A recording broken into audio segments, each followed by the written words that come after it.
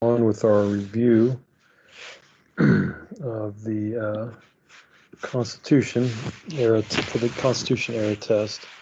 Yesterday we got down to three branches of government. I might do that just again, just to make sure that was covered. But so three branches of government. You have the judicial, you have the legislative, and you have the executive. This is James Madison's. That's what he brought to the Constitution. Just wanted to make sure that no one branch of government dominated another branch of government. One became too powerful, because that famous saying that absolute power corrupts absolutely, it's absolutely true. So you didn't want one branch kind of dominating the government and pushing the other two out. So each branch kind of has a check over the other branches. Moving on to 10 here, Article 1, bicameral, set up the legislature, a bicameral legislature. And remember, there was two competing. You had the New Jersey plan and you had the Virginia plan. These competing kind of ideas for the legislature. The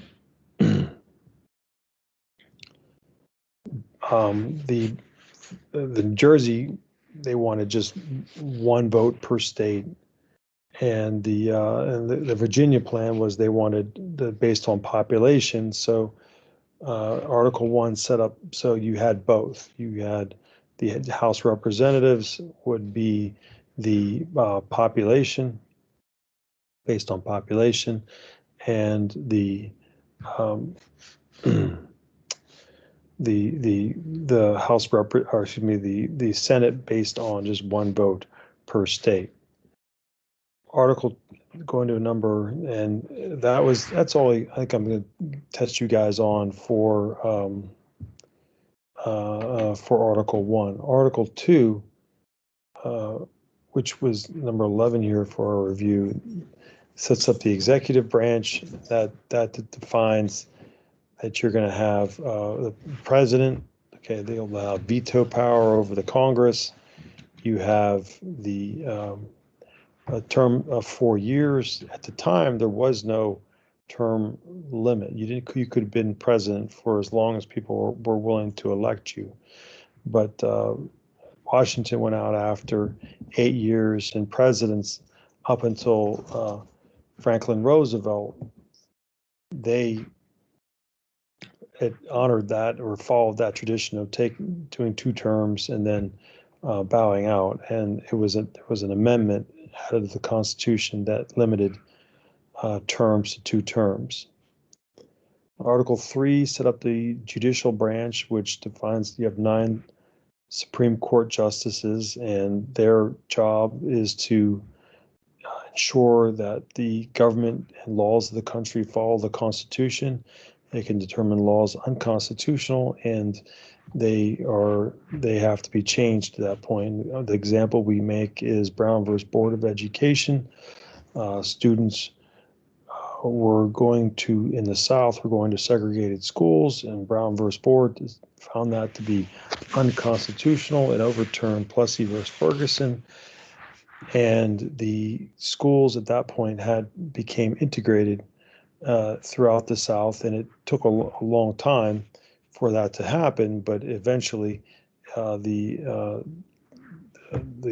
president, who asked the job to back up the Supreme Court, the decisions, enforced it, and brought in federalized the National Guards in states like Alabama, and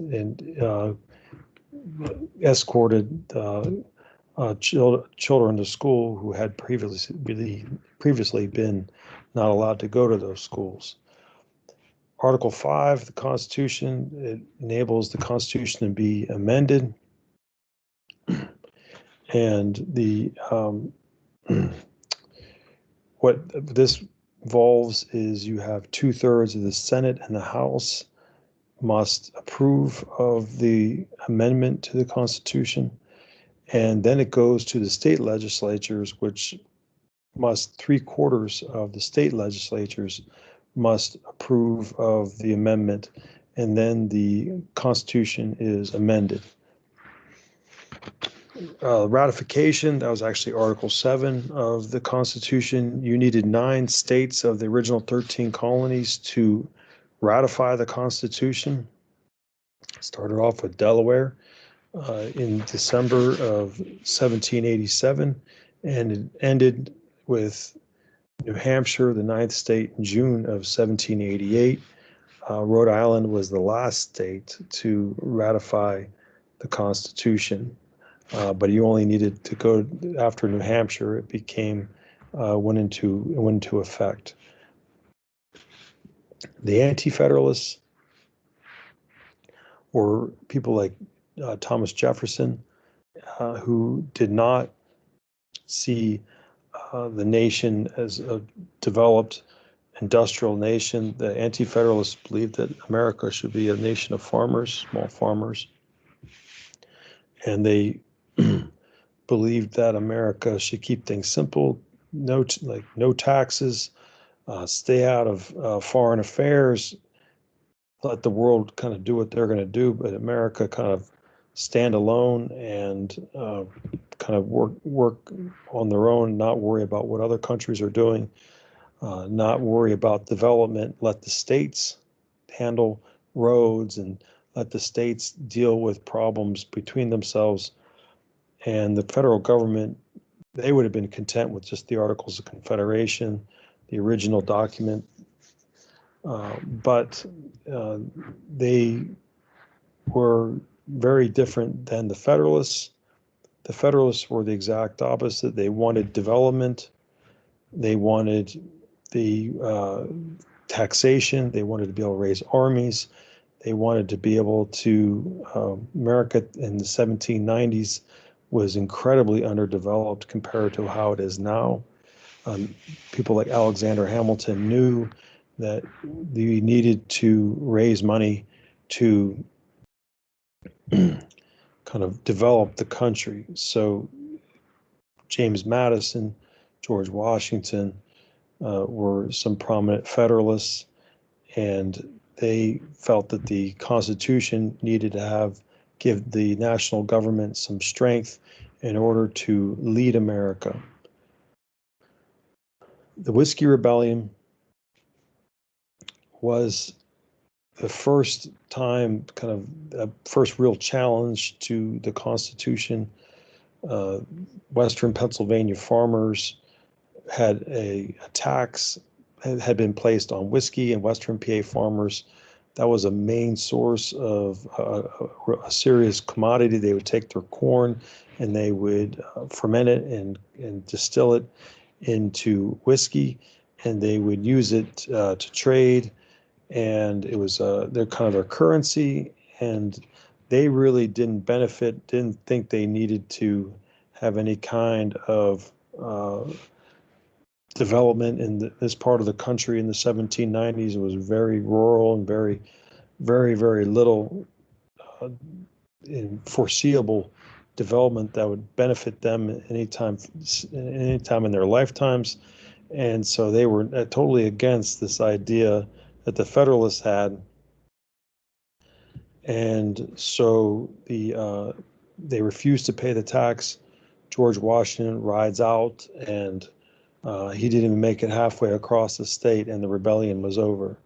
No one dared George Washington had a 13,000 man militia, and the rebels had about 700, and there was no way that they could stand up to, and George Washington had an incredible reputation at that time. So that is the kind of review.